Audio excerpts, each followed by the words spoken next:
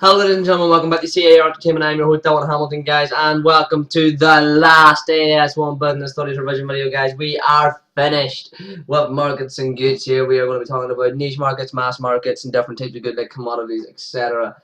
So, and then we're done that. We're done the spec. Go watch them all, guys, in the playlist. You will not regret it. This will get you through your AS1 Business Studies exam. I just want to point out that it is tailored towards the CS specification, but it will cover all our exam boards as well. But let's get straight into this. So, goods then. Product differentiation. You can use this for every single topic because you can always bring it back and analyze towards product differentiation.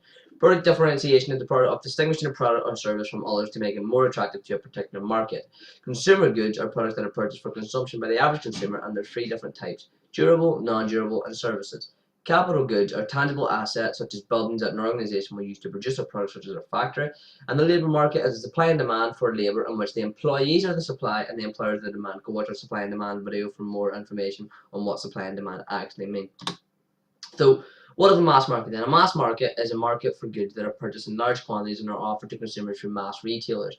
This is now the full market. The full market was a niche market way back in the early 90s and then towards the early 2000s, especially when the smartphone came out. Now it's a mass market. There's everybody and their nan's making a smartphone nowadays.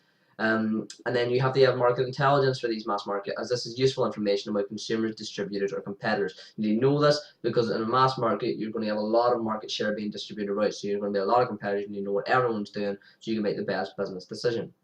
You have this thing called pan-European marketing, which is essentially marketing throughout Europe as if it is a single market, i.e. same brand name and same advertising. Coca-Cola is an exact perfect example of this here, and they actually are very good at doing it worldwide, not just for Europe. Price elasticity is the responsiveness of demand to a change in price. This is AS2 business studies, so you don't really know price elasticity for AS1.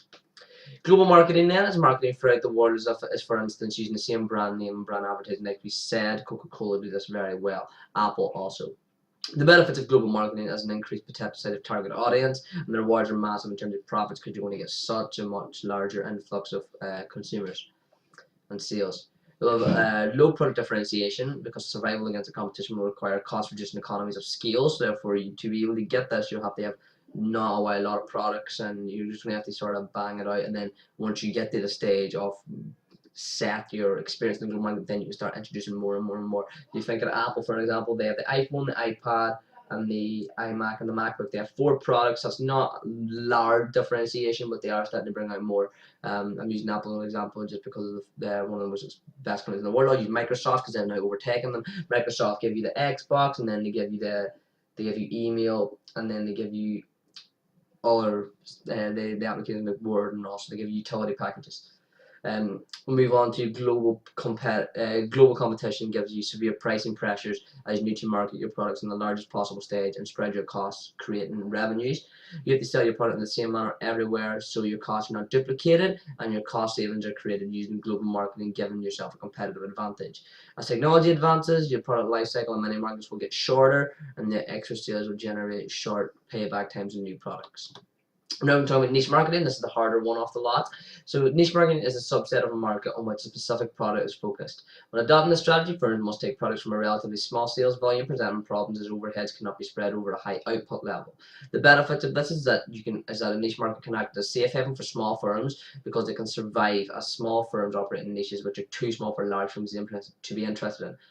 Coke's not going to be interested in the fidget spinner market, are they? Of course not. So niche. Too small for a large firm to be interested in.